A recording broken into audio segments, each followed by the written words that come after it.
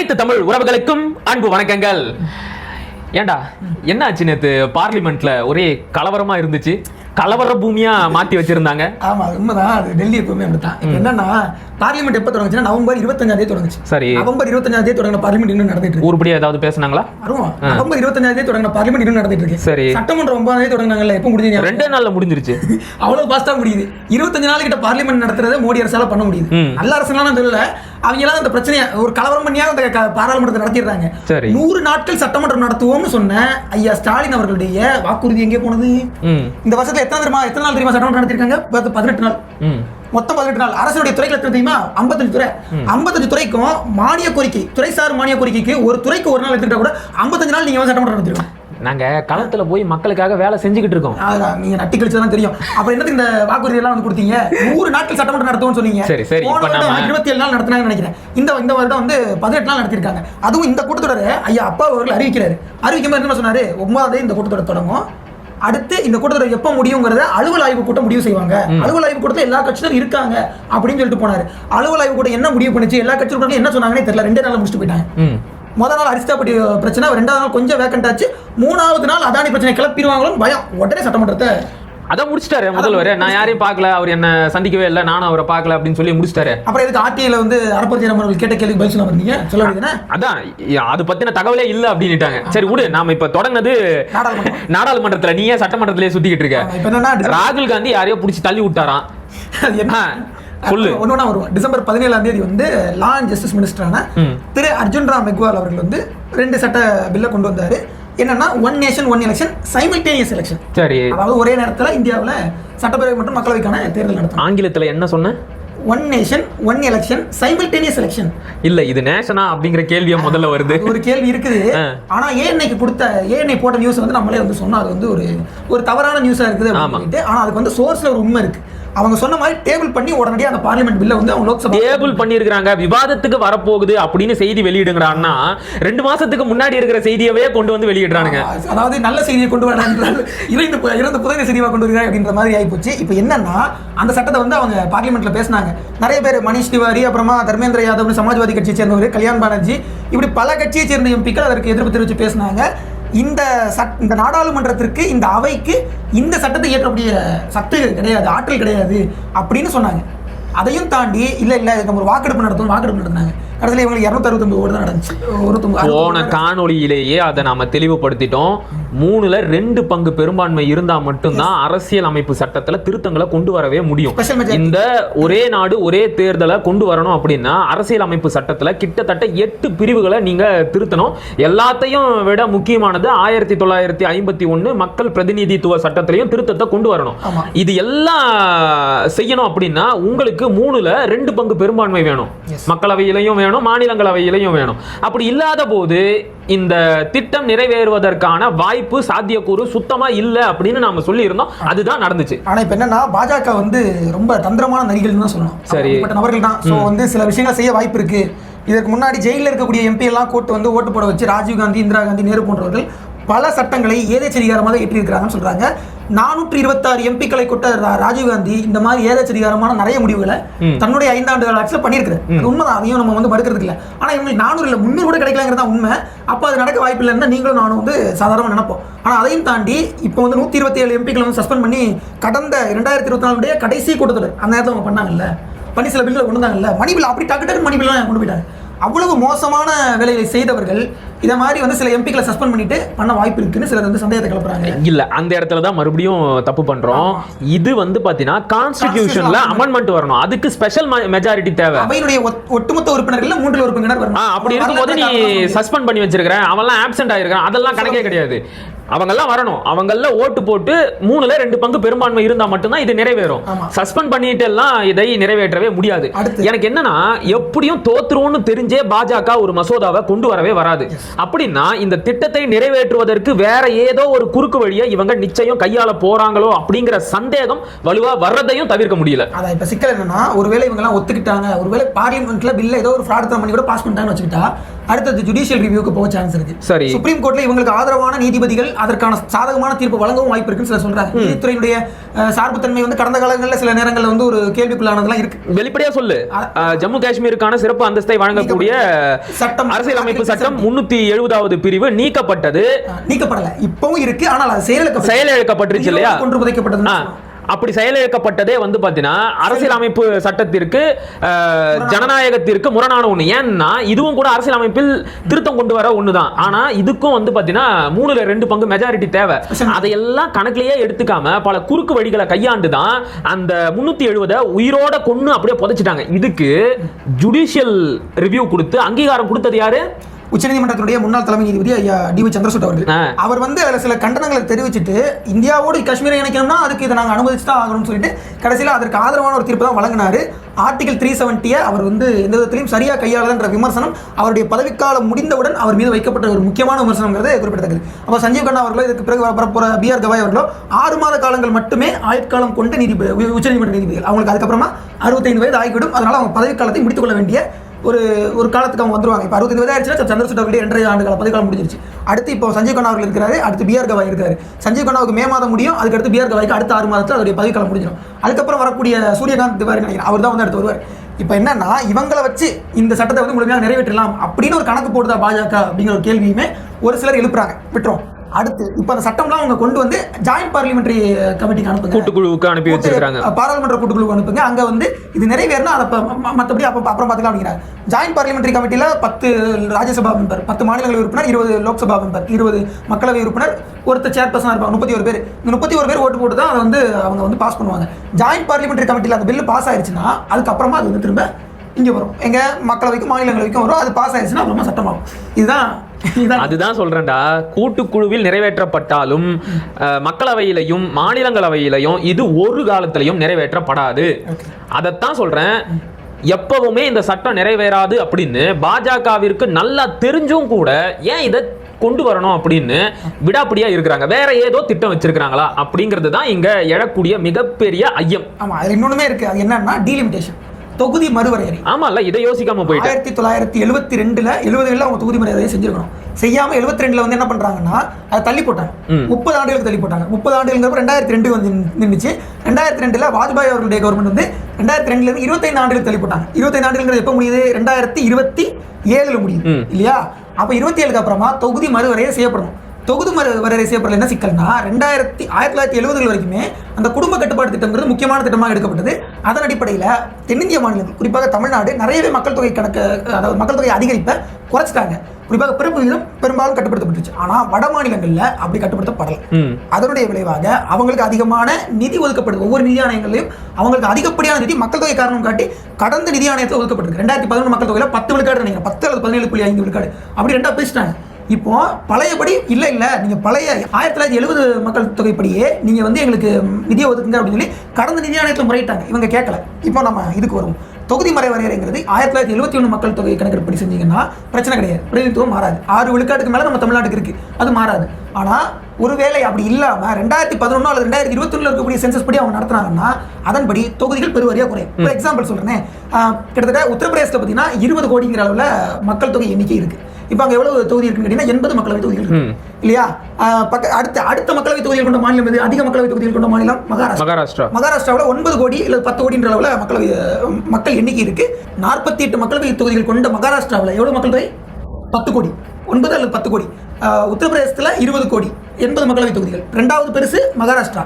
ஆனா இவங்க மக்கள் தொகை எப்படி மறுசீரமை பண்ணாங்கன்னா மகாராஷ்டிராவுக்கு 2வது இடம் கிடைக்காது, பீகார் கிடைக்கும். 13 கோடி மக்கள் தொகை வச்சிருக்கான். ஓ, அங்க ஏறிடுச்சா? ஆமா, அவங்களுடைய மொத்த மக்களவை எவ்வளவுன்னு கேட்டீங்கன்னா ரொம்ப குறைவு, 42 அளவுல தான் இருக்கும். அப்போ 48 எங்க இருக்கு, 42 எங்க இருக்கு? பீகாருக்கு 60 கூட கிடைக்க வாய்ப்பு இருக்கு. உத்தரப்பிரதேசத்துக்கு 120 வந்துடும். ஆனா இதே நீங்க சொல்ற மகாராஷ்டிராவுக்கு 57 வரைக்கும் தான் அவன் 68க்கு போயிடும், பீகார் 68க்கு போயிடும். அப்போ இவ்வளவு நாளாக இருந்த மராட்டியர்களுடைய 2வது அதிக பிரதிநிதித்துவம் குறைக்கப்பட்டு பீகாருக்கு அதிகமா போகும். ஏற்கனவே பீகார் சிராக் பாஸ்வான் பாஜகவுக்கு ஆதரவா இருக்காரு. பீகார்ல பாஜகவுடைய ஆதரவுல தான் நம்ம நிதிஷ்குமார் வந்து இப்போ ஆட்சி அமைத்திருக்கிறார். அடுத்த வருஷம் அக்டோபர் மாதம் அங்கே எலெக்ஷன் வந்துடும். ஓகேவா? இப்போ இவ்வளவு விஷயங்கள் இருக்கு. நமக்கு எவ்வளவு குறையும்? நமக்கு 2 விழுக்கு, அதாவது 1 விழுக்காடு அப்படின்ற அளவில் நம்முடைய பிரதிநிதித்துவம் குறையும். 32 அப்படின்ற அளவில் குறையும் சொல்றாங்க. 32 நாடாளுமன்ற தொகுதி தான் இருக்குமா? ஆமா, அப்படின்ற அளவில் குறையும் சொல்றாங்க. அவங்க ஒருவேளை உயர்த்தினா கூட அந்த 6 விழுக்காடுங்கிற அந்த பிரதிநிதித்துவம் அப்படியே இருக்காது. விழுக்காடு அடிப்படையிலான பிரதிநிதித்துவம் அப்படியே இருக்காது அப்படிங்கிறது தான் பிரச்சனையா இருக்கும். 39 இருக்கிறது 43 போகும், அவ்வளவுதான். மற்றபடி பெரிய இதை இப்படி யோசிச்சு பாரு.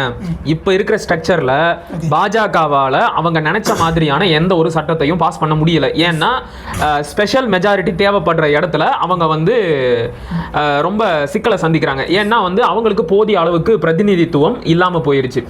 ஆனா அதே நேரத்துல இந்த தொகுதி மறு வரையறை, மக்கள் தொகை அடிப்படையில் தொகுதி மறுவரை செய்யப்பட்ட பிறகு மற்ற மாநிலங்களுக்கு, தமிழ்நாடு, மகாராஷ்டிரா, இவங்களுக்கு எல்லாம் நாடாளுமன்ற தொகுதிகளின் எண்ணிக்கை குறைஞ்சிரும். ஆனா இந்தி பெல்ட் முழுக்க இந்த எண்ணிக்கை அதிகமாயிரும். அப்ப இயல்பாகவே பாஜகவிற்கு கூடுதலான நாடாளுமன்ற உறுப்பினர்கள் கிடைச்சிருவாங்க. எதிர்காலத்துல அவங்க நினைச்ச மாதிரியான ஸ்பெஷல் மெஜாரிட்டியை அவங்களோட கட்சியை வச்சு அவங்களால உருவாக்கிக்க முடியும். அவங்க நினைச்ச மாதிரியான சட்ட திருத்தங்களை கொண்டு வரவும் முடியும். அதோட அடிப்படையில் 2027 இந்த டீலிமிட்டேஷன் அவங்களால பண்ண முடியும். இந்த டீலிமிட்டேஷன்ங்கிறது எந்த கோர்ட்டுக்கும் எந்த ஒரு நீதிமன்றத்துக்கும் பதில் சொல்ல தேவையில்லாத ஒரு டீலிமிட்டேஷன் கமிஷன் அமைக்கப்படும். டீலிமிட்டேஷன் கமிஷனுடைய முக்கியமான சட்ட சரத்து அதுதான். எந்த ஒரு கோர்ட்டு முன்னாடி அவங்க வந்து நின்று பதில் சொல்ல தேவையில்லை. அதன் அடிப்படையில் அவங்க தொகுதி இவங்க இஷ்டத்துக்கு நாளைக்கு தமிழ்நாட்டோட நாடாளுமன்ற தொகுதிகளின் எண்ணிக்கையை குறைச்சு முடிஞ்சு இவ்வளவுதான் உங்களுக்கு அப்படின்னு சொல்லிட்டு போயிட்டே இருப்பாங்க போல. அதன் அடிப்படையில் தொகுதி மறுவரையறை செய்து டீலிமிட்டேஷன் கமிஷன் மூலமாக தொகுதி வரையறையை இவர்களுக்கு ஆதரவாக செய்துவிட்டு 2029 எலெக்ஷன் நடத்துவாங்க. 27 டீலிமிட்டேஷன் முடிச்சு 2029 எலெக்ஷன் நடத்தி 34க்குள்ள எல்லா சட்டமன்றங்களுடைய பதவி காலத்தையும் முடிப்பாங்க. 31 நமக்கு ஒரு சட்டப்பேரவை தேர்தல் நடக்கும்ல, 31 நடக்கிற சட்டப்பேரவை தேர்தலுடைய ஆயுட்காலம் 3 ஆண்டுகள் தான். 34 முடிஞ்சிடும். 34ல இந்தியா முழுக்க சைமல்டேனியஸ் எலெக்ஷன் ஒன்று வரும். அதற்காக அரசியலமைப்பு சட்டத்துடைய உறுப்பாக 82A அப்படிங்கிற ஒரு புதிய உறுப்பு சேர்க்கப்படும். இப்ப நடந்தது வெறும் டெஸ்ட் தான். எந்தெந்த மாநிலத்தை சேர்ந்த நாடாளுமன்ற உறுப்பினர்கள் இந்த திட்டத்தை எதிர்த்து வாக்களிச்சிருக்கிறாங்க அப்படிங்கறத அவங்க நோட் பண்ணியிருக்கிறாங்க. அதுக்கு ஏத்த மாதிரி தொகுதி மறு வரையறை செய்யும் போது யாருக்கு எவ்வளவு குறைக்கலாம், யாருக்கு எவ்வளவு கூட்டலாம் அப்படிங்கறத கணக்கிட்டு இவங்க மறுசீராய்வு செய்வாங்க. அதாவது அவங்க வந்து ஜெயிக்கிறதுக்கு 2வது இடத்துல இருக்கக்கூடிய மாநிலங்களை கூட அவங்க அதிகரிப்பாங்க. ஆனா நம்ம இடத்துல வந்து அவங்க அதிகரிக்க வாய்ப்பே கிடையாது. இது ஒரு பிரச்சனை. இதுக்கப்புறம் பாத்தீங்கன்னா இந்த பில் வந்து ஒரு பக்கம் இருக்கு. எல்லாவற்றையும் தாண்டி நேற்றைக்கு அமித்ஷா வந்து பேசும்போது அம்பேத்கர்னு பேசுறீங்க, அது ஒரு ஃபேஷன் ஆயிடுச்சு, பகவான் பேரை சொன்னா கூட உங்களுக்கு புண்ணியம் கிடைக்கும், இப்படி சொல்றதுல பிரயோஜனம் இல்லை அப்படின்னு சொல்லி அவங்கள திட்டி நீங்க அம்பேத்கருக்கு மரியாதை கொடுக்க மாட்டேங்கிறீங்கன்றதை சேர்த்து சொன்னார். இவங்க 2 வரியும் மட்டும் எடுத்துக்குவாங்க. இப்போ நம்ம சொல்லிட்டோம்னா நீ அந்த அமித்ஷாவை நியாயப்படுத்துற, நீ சொங்கி டேய் அவர் சொன்னதான் சொல்றேன், அவர் சொன்னது தானே ஃபேக்ட். நோ நீங்க என்னடா 2 லைனை மட்டும் சொல்லிட்டு 3வது லைனை வெட்டிட்டாங்க. இப்ப யாரும் அமித்ஷாவுக்கு சப்போர்ட் பண்ணல. இப்ப நடக்கிற போராட்டம் தேவையா அப்படிங்கறத கொஞ்சம் சிந்திச்சு பாருங்க. அவ்வளவுதான். ஒண்ணும் இல்ல, எலெக்ஷன் நடக்கும்போது கர்நாடகாவிலையும் ஆந்திராவிலையும் அம்பேத்கர் மொழி மத அடிப்படையில் இடஒதுக்கீடு கூடாது என்று சொன்னார்னு அம்பேத்கர் இவருடைய பாசியத்துக்காக துணை கலைத்தார். அப்ப நாம அதை வந்து விமர்சிக்க தான் செஞ்சோம். அதெல்லாம் ஒண்ணு விட்டு கொடுக்கல. ஆனா இப்ப ஒரு சொன்னதுடைய ஸ்டேட்மெண்ட்டை மாத்தி சொல்லி நீங்க வந்து அமித்ஷாவுக்கு எதிராக சண்டை போடுறதுக்கு அம்பேத்கர் யூஸ் பண்றீங்க. இல்ல, உண்மையிலேயே அம்பேத்கர் மேல இவ்வளவு பற்று இருந்திருந்தா என்ன தெரியுமா செஞ்சிருக்கணும்? இந்த ஒரே நாடு ஒரே தேர்தலை எதிர்த்து இந்த அளவிற்கு வலுவான போராட்டத்தை நடத்தி இருக்கணும். அம்பேத்கரோட படத்தை புடிச்சுக்கிட்டு நீங்க அவர் கொண்டு வந்த அரசியலமைப்பு சட்டத்தை சிதைக்க பார்க்கிறீர்கள், இதை எங்களால ஏத்துக்கவே முடியாது அப்படின்னுட்டு நாடாளுமன்றத்துக்கு வெளியவும் உள்ளவும் மிகப்பெரிய போராட்டத்தை செஞ்சிருந்தீங்கன்னா அது நீங்க அம்பேத்கருக்கு கொடுக்கிற மரியாதையா இருந்திருக்கும். நான் பார்லிமெண்ட்ல இருந்தா சொல்லியிருப்பேன், திரு அர்ஜுன் ராம் மெக்வால் அவர்களே, நீங்க என்ன பதவியில லா அண்ட் ஜஸ்டிஸ் மினிஸ்டர் பதவியில் இருக்கீங்களோ இதே பதவியில இதற்கு முன்பு அம்பேத்கர் அவர்கள் இருந்தார் 1950களில். அந்த பதவியில் இருந்துகிட்டு இந்தியாவின் ஜனநாயகத்தை கூறு போடக்கூடிய இந்த பில்லை கொண்டு வராதீங்க அப்படின்னு நான் எம்பியா இருந்தா சொல்லியிருப்பேன். அவங்களும் அதான் சொல்லியிருப்பாங்க. டிஆர் பாலு கூட சொன்னார், அறிவு இருக்கிறவங்க எங்கடா எம்பியா தேர்ந்தெடுக்கிறாங்க. இப்ப என்னன்னா இவ்வளவு நடந்து முடிஞ்சிருக்கு. அம்பேத்கரை பற்றி அமித்ஷா சொல்லிவிட்டார் அப்படிங்கறத பிரச்சனை மாத்திட்டாங்க. இப்ப என்னன்னா பிஜேபி காங்கிரஸ் எப்பவுமே அடிபட்டு அமைதியா இருக்கும். ஆனா பிஜேபி என்ன பண்ணும், திரும்ப அடிப்பாங்க. ஆமா, அவங்க என்ன பண்றாங்க, நீங்க தான் வந்து அம்பேத்கரை வந்து இழிவுபடுத்துறீங்க, அம்பேத்கரை நீங்க என்னெல்லாம் செஞ்சீங்கன்னு சொல்லிட்டு அவன் வரலாறு எடுத்து பேச ஆரம்பிச்சிட்டான். இருக்குல்ல அவங்க எடுத்து பேச ஆரம்பிச்சிட்டாங்க. இப்ப அம்பேத்கரை இழிவுபடுத்திய பாஜகவை கண்டிக்கிறோம்னு ஒரு குரூப், காங்கிரஸ் குரூப் இந்த பக்கம் போகுது. அம்பேத்கரை இழிவுபடுத்திய காங்கிரஸ் கண்டிக்கிறோம், பாஜக குரூப் இந்த பக்கம் ஊர்வலம் கூட சேர்ந்து தமிழ்நாட்டை சேர்ந்த நாடாளுமன்ற உறுப்பினர்களும் போறாங்க. இல்ல தெரியாம தான் கேக்குறேன், அவங்களுக்கு எல்லாம் வேற பிரச்சனை இல்ல. இங்க 3 மாவட்டத்துல வெள்ளம் வந்து மக்கள் எல்லோரும் பாதிக்கப்பட்டு இருக்கிறாங்க. ஒரு வெள்ள நிவாரண நிதியை கேட்டு வாங்கியிருக்கலாம். அதுக்கெல்லாம் வாய் வராது. ஏதாவது சண்டை கிடைக்குமா அப்படிங்கறத மோந்துகிட்டே திருவீங்களா? இப்ப இது ரொம்ப அவசியமா? இப்ப என்னன்னா பேங்னாங் கோநாயக் அப்படின்னு சொல்லிட்டு யாரு பேங்னாங் கோநாயக், அவங்க பேர் எனக்கு சரியா உச்சரிக்க வரல. ஒரு மாநிலங்களவை உறுப்பினர், பாஜகவுடைய மாநிலங்களவை உறுப்பினர். அவங்க வந்துட்டு ஒரு கம்ப்ளைண்ட் கொடுத்துருக்காங்க. யாருக்கு? Chairman of the Rajya Sabha Jagdeep Dhankhar அவர்களுக்கு கொடுத்துருக்காங்க, துணை குடியரசுத் தலைவருக்கு. என்ன சொல்லியிருக்காங்கன்னா, மகர்த்வார் 4ஆம் நுழைவாயில் நாடாளுமன்றத்தில் 4ஆம் தொழில் நுழைவாயிலான மகர்த்வாருக்கு கிட்ட நாங்கள் போய்கிட்டு இருந்தோம். நாங்கள் வந்து வெளியே உள்ளே இருக்கிறோம். இவர் வந்து ராஜீவ்காந்தி வெளியே இருந்து என்ட்ராகிறாரு. என்ட்ராகும் போது படிக்கட்டு இருந்த எங்களை வந்து தள்ளி விட்டு எங்களுடைய நாடாளுமன்ற உறுப்பினர் தாக்கிட்டாரு. மண்டே உடைச்சிட்டாரு. ஆமா, அவர் பேர் யாரு? பிரதாப் சந்திர ஜாரங்கி அப்படிங்கிறவருடைய மண்டே உடைச்சார். முகேஷ் ராஜ்புத் இன்னொருத்தர், ரெண்டு பேரையுமே வந்து தாக்கிட்டாங்க. பேரை கேட்டாலே சிரிப்பா வருது. அதுக்கு ராஜீவ்காந்தி, அதுக்கு ராகுல் காந்தி என்ன சொல்றாரு? இல்ல கார்கேஜியை வந்து அவங்க ஏமல தள்ளி விட்டாங்க, எங்களை அவர் தள்ளி விட்டாங்க, நாங்க அவரை போய் பிடிச்சோம், நான் வந்து தள்ளி விடல அப்படிங்கிறாரு. இவரு பிரதாப் ஜாரங்கி என்ன சொல்றாப்ல? இல்ல இன்னொரு எம்பியை ஏன் மேல ராகுல் காந்தி தான் தள்ளி விட்டாரு. இவனுங்களாம் பாராளுமன்றத்துல மக்கள் பிரச்சனையை பேசுறதுக்கு போறானுங்களா இல்லனா ஓடி பிடிச்சி ஐஸ் பை விளையாடுறதுக்கு போறானுங்களாடா? என்னடா இது? இப்ப ராகுல் காந்தி என்ன சொல்றாரு? நீங்க சிசிடிவி ஃபுட்டேஜ் இருக்கும், அதை எடுத்து பாருங்க அப்படிங்கிறாரு. நாடாளுமன்றத்துக்கு வெளியே சிசிடிவி இருக்குமா? அந்த ஏரியாக்குள்ள இருக்கிற சிசிடிவிங்கிறது ரொம்ப சரி, ஓகே. நாடாளுமன்றம் ரொம்ப ஹைலி செக்யூரிட்டி ஏரியா தான். இப்போ என்ன வருதுன்னா, அவர் சொல்றதெல்லாம் நியாயம் தான். ஆனால் பிரதாப் ஜாரங்கி மண்டே உடஞ்சதுங்கிறத என்னால் ஏற்றுக்கவே முடியல. இல்லப்பா, ரத்தம்லாம் வந்துச்சு, கட்டுலாம் போட்டிருக்காங்க. என்ன கட்டுக்கு வெளியில ரத்தம் தான் வர மாட்டேங்குது. பாஜக காரங்க எப்படி எல்லாம் கட்டு போடுவாங்க அப்படிங்கிறது நமக்கு நல்லாவே தெரியும். நாடு முழுக்க ஒரே டெய்லர் ஒரே வாடகை அப்படிங்கிற மாதிரி ஒரே நாடகத்தை அரங்கேற்றிக்கிட்டே இருக்கிறாங்க. இந்த பிரதாப் ஜாரங்கி யாருன்ற முக்கியம் இல்ல. சொல்லு. ஒடிசாவில் இருக்கக்கூடிய 8 பாஜக எம்பிக்கள்ல ஒருவராக பிரதாப் ஜாரங்கி அவர்கள் வந்து தேர்ந்தெடுக்கப்பட்டார். சரி. அவர் வந்து கடந்த 2019 இருந்து 24 வரையிலுமான மோடியுடைய கேபினெட்ல எம்எஸ்எம்இ இணையமைச்சராக இருந்தவர். சரி. இதையும் தாண்டி ஒரு முக்கியமான ஒரு வரலாறு இருக்கு. என்ன வரலாறு? என்ன பண்ணிட்டு இருந்தாரு? சொல்லு. என்ன பண்ணிட்டு இருந்தாருன்னா, விஸ்வ இந்து பரிஷத்துடைய ஒரு இயக்கமான ஒரு இளைஞர் இயக்கமான பஜ்ரங் தள், அந்த பஜ்ரங் தளினுடைய மிக முக்கியமான தலைவராக இருந்தவர் இந்த பிரதாப் ஜாரங்கி. 1999 ஆப்ரகாம் ஸ்டெயின் சொல்லிட்டு ஒரு கிறிஸ்தவ மிஷனரி, அவரையும் அவருடைய 6 வயது 10 வயது 2 குழந்தைகளையும் உயிரோடு எரித்து கொன்றவர்கள் கார்ல வச்சு எரிச்சாங்க. ஆமா, அந்த நபர்கள் தான் இந்த 12 பேர். இந்த 12 பேருக்கு 2003 கோர்ட் கன்விக்ஷன் கொடுத்துச்சு, குற்றம் நிரூபிக்கப்பட்டது. அதற்கு பிறகு 12 பேர் விடுதலை பண்ணாங்க. அவர் அப்பீல் போனார். அப்பீல் போய் இல்ல இதை ப்ராப்பரா விசாரிக்கலன்னு சொல்லி மறுத்து அப்புறமா அப்பீல் போய் அதுல வந்துட்டு அவர் வந்து விடுதலை செய்யப்பட்டார். அப்போது இவர்களை விடுதலை செய்ய வேண்டும் அப்படின்னு தரம் சிங் ஒருத்தர் இருந்தார், அவருமே உள்ளதா இருந்தாப்ல. அவங்களாம் விடுதலை செய்யணும்னு ஒருத்தர் வந்து வாசல்ல உட்கார்ந்து உண்ணாவிரதம் இருந்தார். அவர் தான் ஒடிசாவுடைய முதலமைச்சர் இருக்காரு, மோகன் சரண் மாஜி. அவர் தான் எப்படிப்பட்ட கூட்டம் நாட்டை ஆண்டுகிட்டு இருக்கு பாருங்க. ஒருத்தர் வந்து 3 பேரை, அதாவது ஒரு கிறிஸ்தவ பாதிரியாரை 2 குழந்தைகளை உயிரோடு எரித்து கொன்ற நபர் இந்தியாவுடைய மத்திய அமைச்சராக 5 ஆண்டுகள் இருந்திருக்கிறார். இப்ப எம்பியா இருக்கிறார். அவர் வந்து அவர் வெளியே வரணும், அவர் வந்து விடுதலை பண்ணணும்னு சொல்லி உண்ணாவிரதம் இருந்தவர் ஒடிசாவுடைய முதலமைச்சர் இருக்காரு. இங்க பாரு, பிஜேபியில யாராவது அமைச்சர் ஆகணும் இல்லனா எம்பி ஆகணும் அப்படின்னா அவங்களோட சிறப்பு தகுதி பாரு. பாலியல் பலாத்காரம் செஞ்சிருக்கணும், இல்லனா சின்ன குழந்தைங்களை பாலியல் வன்கொடுமைக்கு ஆளாக்கிய நபர்களுக்கு சப்போர்ட்டா தேசிய கொடியை பிடிச்சிக்கிட்டு ஊர்வலம் போகணும். ஆமா, யாரையாவது உயிரோட வச்சு கொளுத்தணும். இதெல்லாம் தகுதி. அதனால தான் சொல்றோம், பாஜக என்பது மனித குலத்திற்கே எதிரி அப்படின்னு. இப்படிப்பட்ட மோசமான பஜ்ரங் தளை வழிநடத்திய நேஷனல் மைனாரிட்டி கமிஷன் இந்த பஜ்ரங் தளை தடை செய்ய வேண்டும் என்கின்ற சொல்கின்ற அளவிற்கு மிக மோசமான கிறிஸ்தவர்கள் மீதான வன்முறை ஏவிய பஜ்ரங் தளுடைய தலைவராக இருந்த பிரதாப் ஜாரங்கியுடைய மண்டையை எவன்டா உடைக்க முடியும்? அவர் எவ்வளவு பெரிய ஆளு அப்படின்னு சொல்லி நான் மிரண்டு போயிட்டேன். இவர் மண்டையை உடைச்சிட்டாங்க. பிரதாப் ஜாரங்கி யாருன்னே தெரியாம காலையில இருந்து பாஜக காரெல்லாம் ஃபயர் விட்டுட்டு இருக்காங்க. டேய், உங்க ஜாதகமே எங்க கையில இருக்கு, இந்த கதை விடுற வேலையெல்லாம் வேணாம். அவர் யாரும் தெரியாம மண்டையை உடைச்சிட்டீங்க, அவர் மட்டும் வெளியே வந்தாருன்னா என்ன ஆளு தெரியும். அந்த லெவலுக்கு ஆயிப்போச்சு. அதாவது ராகுல வந்து கைது செய்வாங்களா அப்படின்னு ஒரு பக்கம். அது என்னன்னா, மாலேகான் குண்டுவெடிப்புல சம்பந்தப்பட்ட பிரக்யா சிங் தாக்கூரை பாதுகாப்பு கமிட்டியில வந்து மெம்பரா போட்டவங்க தானே இவங்க. நான் இப்ப சொன்னேன்ல, இது ஒரு தகுதி. குண்டுவெடிப்புல சம்பந்தப்பட்டிருக்கு. இந்த மாதிரி காமெடிகள் நிறைய இருக்கு. அதனால பாஜக வந்து 25 நாள் 30 நாள் பார்லிமெண்ட் நடத்தி நாங்கள் பாராட்டலை. இந்த பார்லிமெண்ட் நடத்த டைம்ல அவங்களுடைய அறிவு பெருமையெல்லாம் வெளியே வந்துருக்கு. அதுதான் நாங்கள் வந்து சொல்ல வரோம், நீங்க எல்லாம் புரிஞ்சுக்கணும். அதனால வந்து பார்லிமெண்ட் வந்து ரத்தக்கரியா இருக்கே நீங்களாம் வந்து நினைக்க கூடாது. அதெல்லாம் வந்து ஒரு காமெடி. ஆமா, இப்ப பார்லிமெண்ட்ல இருந்து நம்ம கொஞ்சம் திருநெல்வேலி பக்கம் வருவோம். 2 நாளைக்கு முன்னாடி கேரளாவில் இருந்து, குறிப்பா திருவனந்தபுரத்துல இருந்து அபாயகரமான மருத்துவ கழிவுகளையும் வழக்கம் போல துர்நாற்றம் வீசக்கூடிய இறைச்சி கழிவுகளையும் கொண்டு வந்து டன் கணக்குல கொட்டிட்டு போயிருக்காங்க. இது பெரிய அளவுக்கு பிரச்சனையா மாறி இருக்கு. அந்த செய்தியை பத்தி நீ பாத்தியா? ஆமா, பார்த்தேன். இல்லன்னா இன்னொரு மத்திய அமைச்சர் சிக்கிருக்காப்ல. யார் இது? அவர் பேர் வந்துட்டு ரகுபதி அவர்கள். அவர் எப்படி மத்திய அமைச்சர் ஆவாரு? 2007 இருந்து 2009 காலகட்டங்கள்ல காங்கிரசுடைய துறையில அவர் வந்து வனத்துறை மற்றும் சுற்றுச்சூழலுடைய முன்னாள் மத்திய அமைச்சராக இருந்தார். சொல்ற நீ? ஆமா, முன்னாள் மத்திய அமைச்சராக இருந்த அவரு இப்போ சட்ட அமைச்சராக இருக்கிறார். கொஞ்சமாவது யோசிச்சு பேசணும். அவர் சொல்றாரு, எடப்பாடி பழனிசாமி அவர்களை விமர்சிக்கிறார். எடப்பாடி பழனிசாமி அவர்களே, அம்பேத்கரை சொன்னதற்காக நாங்களாம் கண்டனம் செய்து கொண்டிருக்கிறோம், நீங்க எங்க போனீங்க? அமைதியும் எடப்பாடி இருக்கிறார் அப்படின்னு சொல்றாங்க. ரைட்டு.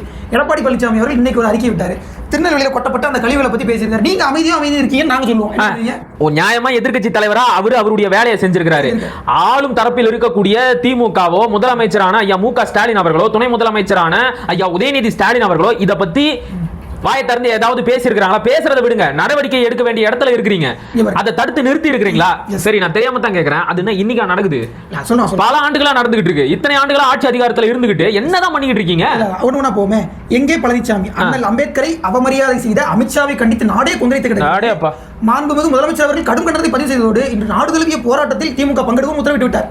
அதன்படி தமிழ்நாடு முழுக்க திராவிட முன்னேற்ற கழகம் ஆர்ப்பாட்டத்தை நடத்திவிட்டது. ஆமா, உங்களுக்கு தான் வேற வேலை வெட்டி இல்ல. ஆமா, இப்போ என்ன சொல்றாருன்னா, நீங்க வந்து அமித்ஷாவை கண்டிக்க கூட வேண்டாம், வலிக்காமல் வலியுறுத்த கூட மனம் இல்லாமல் அமைதியோ அமைதி என ஆழ்ந்த உறக்கத்தில் இருக்கிறார் பழனிசாமிங்கிறார். இவனுங்களுக்காக தினமும் மற்ற கட்சிகள் எல்லாம் தீயில இறங்கி தங்களை ப்ரூஃப் பண்ணிக்கிட்டே இருக்கணும். நாங்க வந்து பாஜகவை எதிர்க்கிறோம், நாங்க வந்து பாஜகவை எதிர்க்கிறோம். ஆனா அண்டர் கிரவுண்ட்ல எல்லா டீலிங்கையும் பண்ணிக்கிட்டு அவனுக்கு முறவாசல் செய்யற வேலையை பாக்குறது யாரானா திமுக. என்னன்னா, அந்த சட்டத்துறை அமைச்சர் ரகுபதி அவர்கள் இந்த திருநெல்வேலி டம்பை பத்தி பேசுங்க.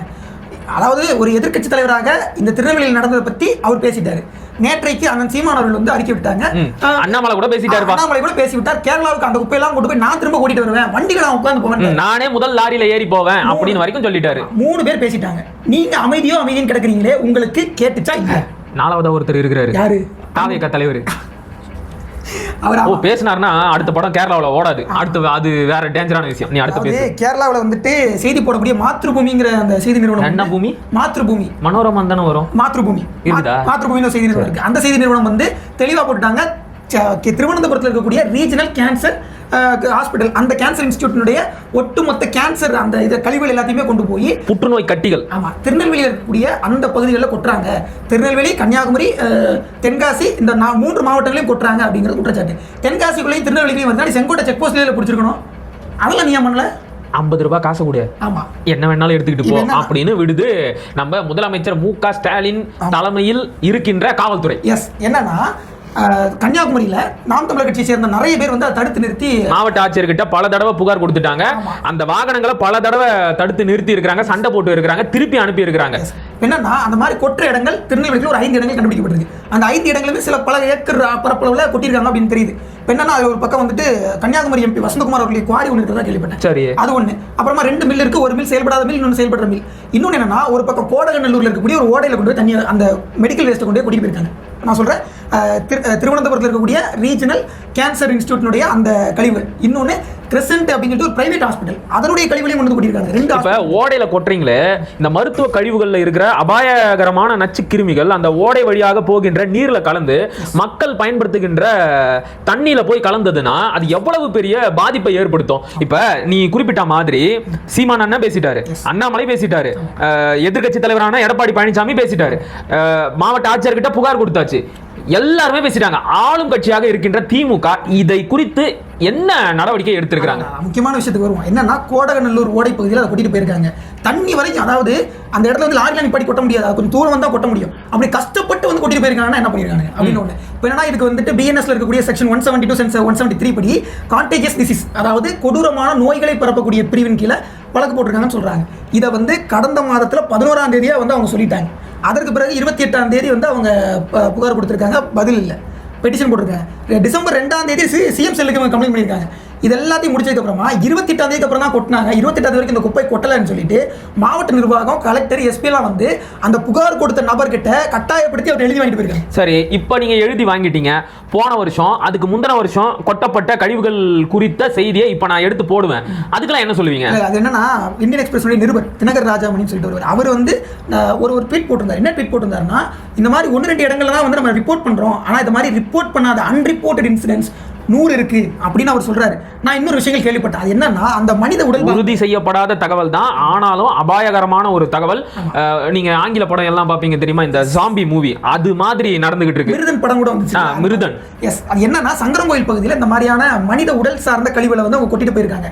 அதுல உள்ள மனித உடல் பாகங்களை நாய்கள் சாப்பிட்டுட்டு அந்த நாய்களுக்கு வெறி பிடிச்சு போய் அது மனிதர்களை கடிக்க பார்த்துச்சு அப்படின்னு சொல்லிட்டு சங்கரங்கோயில் இருக்கக்கூடிய மக்கள், அங்க இருக்கக்கூடிய லோக்கல் பீப்புள் சொல்றாங்க.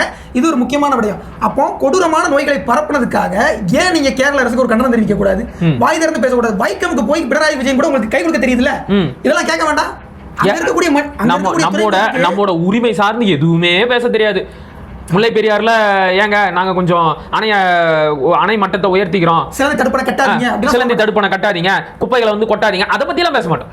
போயிட்டு பெரியாரை பத்தி மணிக்கணக்கில் வாய் நிறைய புகழ்ந்து பேச மட்டும் தெரியும். சரி, என்டே பூமின்னு ஒரு டிஜிட்டல் சர்வே ஆரம்பிச்சாங்களே, நம்ம தமிழ்நாட்டுடைய நிலத்தெல்லாம் புடுங்குற, அட போடா, 2 வருஷமா கத்திக்கிட்டு இருக்கோம். கண்ணகி கோயில் இப்ப கேரளாவுக்கு சொந்தம். 2022 நவம்பர் 1ஆம் தேதி மாநில உருவாக்க நாள் அன்னைக்கு அவன் அந்த டிஜிட்டல் சர்வீஸ் தொடங்கினான், என்டே பூமி தொடங்கினான். இன்னைக்கு வரைக்கும் பல கிராமங்களை கேரளாவுக்கு கொண்டு போயிட்டாங்க. தமிழ்நாடு வருவாய்த்துறை அமைச்சரான ஐயா KKSSR ராமச்சந்திரன் கிட்ட இது தொடர்பா போய் சொல்லும் போது அப்படிலாம் எதுவும் நடக்கலையே. யார் சொன்னது? ஏன்னா அவருக்கு தெரியாது. ஒண்ணும் இல்ல, மாநில உருவாக்க தெரியாதுன்னு இல்ல, கொல்லை போறது அவருடைய தாய் நிலம் கிடையாது. அவருக்கு என்ன இப்ப ஏவா வேலுவுக்கோ KN நேருவுக்கோ KKSSR ராமச்சந்திரனுக்கோ முதலமைச்சருக்கோ துணை முதலமைச்சருக்கோ அப்புறம் யாரு பிச்சாண்டிக்கோ இத்தியாதிகளுக்கோ இது ஒண்ணு தாய் நிலம் கிடையாது. அவங்க தாய் நிலம் பத்திரமா இருக்கு. ஆமா, அவங்க தெலுங்கானால போய் குளோபல் கம்மா சமிட்ல கலந்துக்குவாங்க. இங்க எல்லைப்புறத்துல கொல்லை போறது தமிழர்களோட தாய் நிலம். இங்க அபாயகரமான மருத்துவ கழிவுகள் கொட்டப்படுறது தமிழ்நாட்டுக்குள்ள தமிழர்களோட தாய் நிலத்துல. கன்னியாகுமரியில மலையை வெட்டி கொண்டு போறது தமிழர்களோட தாய் நிலத்துல இருந்துதான். அதை பத்திலாம் இவங்களுக்கு கவலையே கிடையாது. முக்கியமான ஒரு விஷயத்தை சொன்னோம். தூத்துக்குடியில வந்துட்டு ஆன்மீக சுற்றுலாத்தலம்னு பேர் போன சுற்றுலாத்தலங்கள் வந்து 2 சுற்றுலாத்தலங்கள். ஒன்னு பாத்தீங்கன்னா நவ திருப்பதி, 9 திருப்பதி கோயில்கள் இருக்கும், 9 பெருமாள் கோயில். இன்னொன்னு வன திருப்பதி, இன்னொன்னு நவ கைலாயங்கள். நவ கைலாயங்கள்ல 4 கோவில், 4 கைலாசநாதர் கோவில், 4 கைலாசநாதர் கோயில் தூத்துக்குடியில இருக்கு. 5 கைலாசநாதர் கோயில் திருநெல்வேலியில இருக்கு. அதுல ஒரு கைலாசநாதர் கோயில் அமைந்திருக்கக்கூடிய இடம் தான் கோடகநல்லூர். ஓகேவா? கைலாசநாதர் கோயில் அமைந்திருக்கு அப்படின்றதுக்காக உங்களை எல்லாம் நாங்கள் கைலாயத்துக்கே அனுப்புறோம் அப்படின்னு அவன் நோயை கொண்டு வரது கொட்டுறதுக்கு குப்பையை கொண்டு வந்து கூட்டிட்டு போய் இல்ல, அவன் நம்மளை பத்தி என்னதானே நினைச்சிட்டு இருப்பான் மலையாளி. அதுதான் நம்ம யோசிக்க எவ்வளவு மட்டமா நினைச்சிருந்தா இப்படி ஒரு கேவலமான இழிவான ஒரு செயலை செஞ்சிருப்பான். ஏற்கனவே நம்மள பாண்டிக்காரன் அப்படின்னு கொச்சையா பேசுவான். தமிழ்நாட்டை என்ன அவன் வீட்டு குப்பை தொட்டி நினைச்சிட்டு இருக்கான். அவன் அந்த நவ கைலாயத்துல வந்துட்டு மார்கழி மாசத்துல வந்து நிறைய ஆன்மீக சுற்றுலாத்தலத்துக்காக வருவாங்க. சரி, இந்த சுற்றுலாத்தலத்துக்கு வரவங்க இந்த குப்பையெல்லாம் பார்த்தா இது கைலாசமா குப்பை தொட்டின்னு கேட்க மாட்டான். கைலாசநாதர் கோவிலா இல்ல கைலாசத்துக்கு அனுப்புற இடமான்னு கேட்பான மாட்டான். கண்டிப்பா. அப்போ சூடு சொரண வெக்கமான உள்ளவங்களுக்கு நீட் ரகசியம் மட்டும் கிடையாது, தமிழ்நாட்டை சுத்தமாக வைத்திருக்கக்கூடிய ரகசியமும் நிர்வாகமும் தெரிஞ்சிருக்க வேண்டும். ஷோ காட்டுறதை தவிர இவங்களுக்கு வேற ஒன்றும் தெரியல. அதாவது எளிமையா இதை சொல்லி முடிக்கணும் அப்படின்னா, குப்பைகள் அரசாண்டால் அண்டை மாநிலத்திலிருந்து குப்பைகள் மட்டுமே வரும். முடிஞ்சு. நன்றி, வணக்கம்.